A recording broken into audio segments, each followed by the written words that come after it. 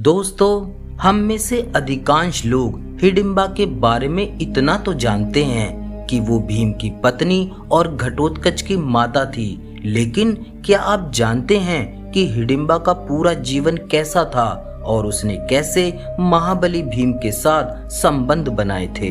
दोस्तों, हिडिंबा एक राक्षस कुल में जन्मी कन्या थी, लेकिन उसके जीवन काल में राक्षस इतनी संख्या में हो गए, इतने क्रूर हो गए कि लोक मानस में राक्षस शब्द ही एक अपशब्द का सूचक बन गया।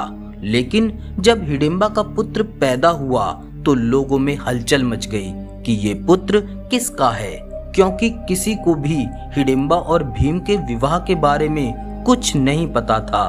जब भीम और हिडिंबा का विवाह हुआ तो उसी रात भीम ने हिडिंबा के साथ शारीरिक संबंध बनाए और अपने तेज को हिडिंबा के अंदर स्थापित कर दिया, जो कि आगे चलकर घटोत्कच के नाम से जाना गया। तो आइए दोस्तों, इस कहानी को हम पूरी तरीके से समझते हैं कि आखिर कैसे भीम और हिडिंबा ने बनाई थी अपनी पहली सुहाग रात। दोस्तों, एक बार की बात है जब हिडिंबा के यहाँ एक ज्योतिषाचार्य पहुँचे।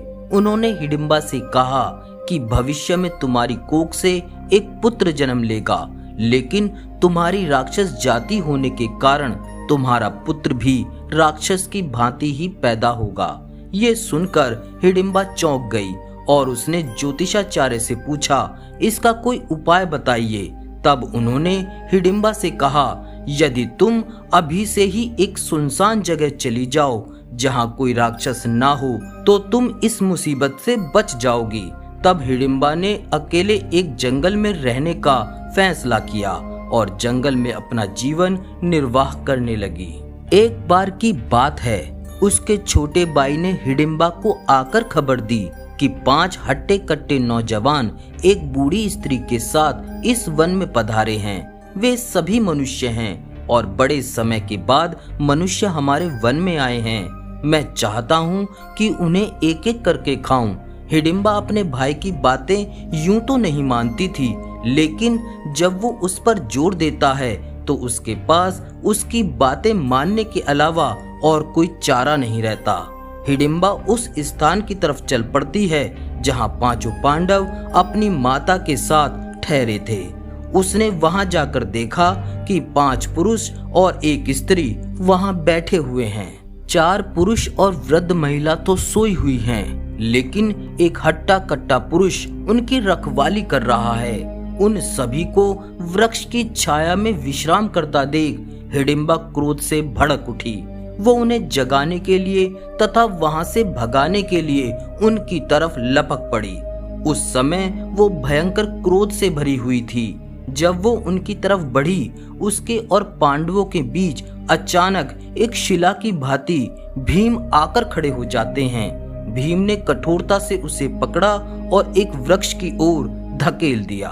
हिडिंबा ने जब भीम की देह दृष्टि पर नजर डाली तो वे मंत्र मुग्ध हो गईं। भीम हालांकि कठोर स्थिति में थे, उनकी आंखों से क्रोध की चिंगारियां फूट रही थीं, लेकिन हिडिंबा पहली ही नजर में उनसे प्रेम कर बैठी।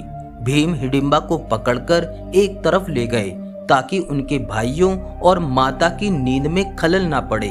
भीम ने उनसे कहा, हमने कोई अपराध नहीं किया, तुम लोग हमें क्यों मारना चाहते हो? हिडिंबा उन्हें प्रेम से देखे जा रही थी।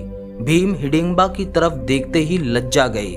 हिडिंबा राक्षस थी, लेकिन वो एक अप्सरा से भी कई गुना अधिक सुंदर थी। जब भीम ने हिडिंबा से इस बारे में पूछा तो हिडिंबा ने मुस्कुराते हुए पूरी कहानी बताई और कहा कि ये मेरा स्थान है।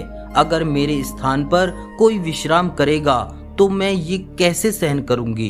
भीम ने हिडिंबा से कहा, यह निर्जन वन है, वन पर किसी एक का अधिकार नहीं होता, वन तो सभी का होता है। ये सुन हिडिंबा वहां से चली गई, पर उसके मन में भीम के प्रति स्नेह उमड़ गया।